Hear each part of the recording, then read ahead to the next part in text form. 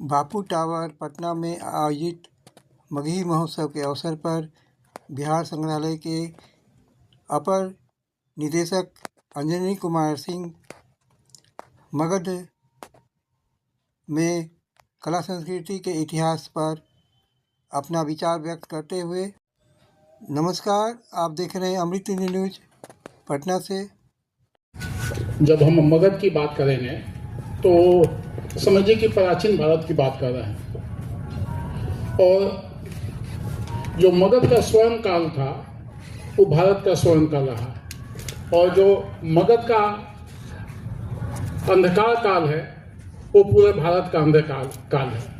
तो मगध का इतिहास जो है काफ़ी प्राचीन है, और कला संस्कृति की शुरुआत जो है मगध से ही हुई है। अगर हम बात करें, भगवान बुद्ध की बात करें जी, तो भगवान बुद्ध के समय भी मगध जो है वस्त्र निर्माण का बहुत बड़ा केंद्र था। उस समय नालंदा में 2 कपड़े का सबसे बड़ा व्यापार मगध से होता था, और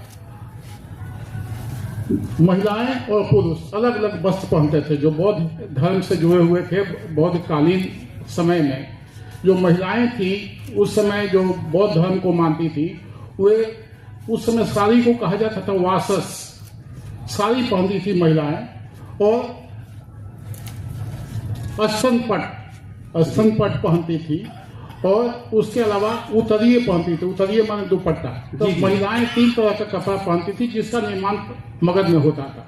और जो पुरुष थे वो 2 तरह के कपड़ा पहनते थे, जिसको आप तहमत कह सकते हैं, लुंगी कह सकते हैं जी, और उसके अलावा वो पहनते थे चीवर, जो शरीर के ऊपर धारण किया जाता था, चीवर पहनते थे जी। तो बुद्ध के समय से ही मगध में वस्त्र निर्माण का बहुत बड़ा केंद्र था, और सम्राट अशोक के समय में तो वस्त्र निर्माण का एक अपना विभाग था। जो वस्त्र निर्माण के मंत्री हुआ करते थे, उनको एक विभाग था, उसके मंत्री भी हुआ करते थे मौर्य काल में। उसको सूत्राध्यक्ष कहा जाता था। सोचिए कि उस समय बिहार का मगध वस्त्र निर्माण का सबसे बड़ा केंद्र था। जो टॉलमी का, हम लोग प्रोफेसर टॉलमी का जो यात्रा संस्मरण पढ़ते थे या पढ़ते हैं किताबों में, तो उसमें लिखा हुआ है कि टॉलमी ने लिखा है कि जो मगध के वस्त्र थे वो रोम तक सप्लाई होते थे, उसकी आपूर्ति रोम तक होती थी। मगध के वस्त्र इतने प्रसिद्ध थे। उस समय जो था कि एक मंत्री तो सूत्राध्यक्ष कहे ही जाते थे, उसके अलावा जगह जगह पर ट्रेनिंग सेंटर थे। सूती कपड़ों का, तसर के कपड़ों का जगह जगह पर सेंटर थे जहाँ ट्रेनिंग दी जाती थी, और वहाँ शासन की तरफ से, सरकार की तरफ से ट्रेनिंग दी जाती थी। जो कपड़ा बुनने वाले थे, आज भी उसको बुनकर कहते हैं, उस समय भी बुनकर कहा जाते थे।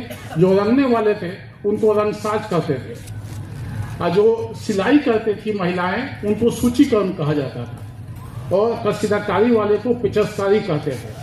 तो सबसे बड़ी बात संजीव जी कि उस समय, आज हम लोग ब्रांड की बात करते हैं कि फलाना ब्रांड का कपड़ा है, फलाना ब्रांड का ये है जी। मगध में ब्रांड डेवलप हो गया था। इतिहास में कम जानकारी लोगों को है कि मगध के समय में यहाँ का जो वस्त्र था उसका अपना ब्रांड था, अपना ब्रांड था, उसको मागधिका कहते थे। क्या बात। तो मगध के ब्रांड को मागधिका कहते थे। यहाँ का वस्त्र उद्योग इतना प्रसिद्ध था। क्या बात है सर।